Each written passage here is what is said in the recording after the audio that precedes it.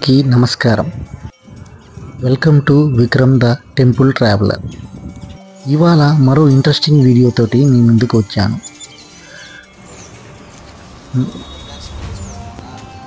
మన భారతదేశం దేవాలయాలకు నిలయం। వాటిలో కొన్ని ఆలయాలు కేవలం భక్తికి మాత్రమే కాదు, అంతుచిక్కని సైన్స్, నిర్మాణం మరియు రహస్యాలకు కూడా ప్రసిద్ధి చెందాయి। ఈరోజు మనం తమిళనాడులోని ఆకాశ తత్వానికి ప్రతీకగా నిలిచిన అద్భుత క్షేత్రం, ప్రపంచంలోని శివుడు నృత్య రూపంలో కొలువైన ఏకైక ఆలయం ఆ చిదంబర నటరాజస్వామి దేవాలయం గురించి, దాని వెనుక ఉన్న చిదంబర రహస్యం గురించి తెలుసుకుందాం। వీడియోని చివరి వరకు చూడండి। Let's get started. చిత్ అంటే చైతన్యం, అంబరం అంటే ఆకాశం, అంటే జ్ఞానవంతమైన ఆకాశం లేదా శివుడు ఆనంద తాండవం చేసిన చోటు అని అర్థం। అందుకే ఈ స్థలాన్ని శైవులు కోవెల అని గౌరవంగా పిలుస్తారు। ఈ ఆలయం పంచభూత క్షేత్రాలలో ఒకటి। ఈ 5 క్షేత్రాలలో చిదంబరం ఆకాశతత్వానికి, అంటే మన స్పేస్ అని అంటారు, ప్రతీకగా ఉంటుంది। చోళులు, పల్లవులు, పాండ్యులు వంటి ఎందరో గొప్ప రాజులు దీనికి సేవ చేసి విస్తరించారు।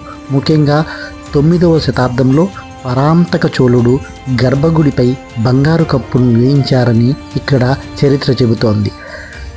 స్థల పురాణం ప్రకారం ఇక్కడ పతంజలి మరియు వ్యాఘ్రపాద అనే 2 మహర్షుల కోరిక మేరకు పరమశివుడు విశ్వాన్ని మరిచిపోయేలా ఆనంద తాండవం చేశాడట। ఇంతకీ ఏమిటి ఈ చిదంబర రహస్యం? సాధారణంగా శివాలయంలో శివలింగం లేదా విగ్రహం ఉంటుంది, కానీ ఇక్కడ నటరాజస్వామి విగ్రహానికి పక్కన ఒక తెర వెనుక ఎటువంటి విగ్రహం ఉండదు। కేవలం కొన్ని బంగారు బిల్వపత్రాల మాల మాత్రమే వేలాడుతూ ఉంటుంది। ఇక్కడ శివుడు నిరాకార రూపంలో ఆకాశలింగంగా ఉంటాడని భక్తుల విశ్వాసం। భగవంతుడు అంతటా ఉంటాడు, రూపం లేనివాడు, కేవలం శూన్యం ద్వారా మాత్రమే అనుభూతి చెందగలము అనే గొప్ప సత్యాన్ని ఈ ఖాళీ ప్రదేశం మనకు తెలియజేస్తుంది।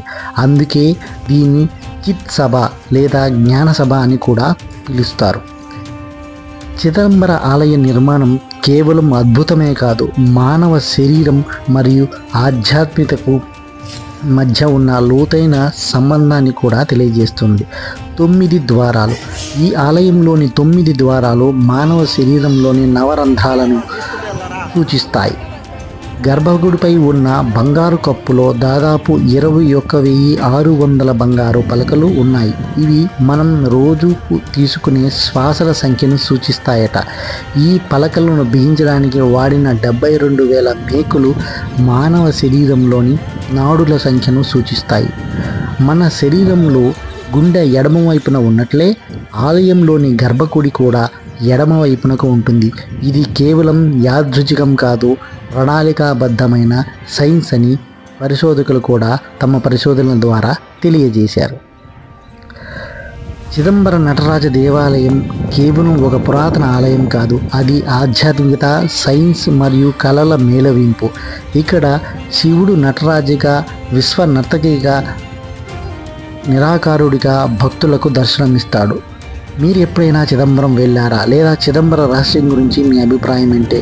కింద కామెంట్ సెక్షన్లో మాతో పంచుకోండి। ఈ వీడియో నచ్చితే లైక్ చేయండి, మీ ఫ్రెండ్స్కి కూడా షేర్ చేయండి, మరియు మరికొన్ని అద్భుతమైన దేవాలయ రహస్యాల కోసం మా ఛానల్ను సబ్స్క్రైబ్ చేసుకోండి।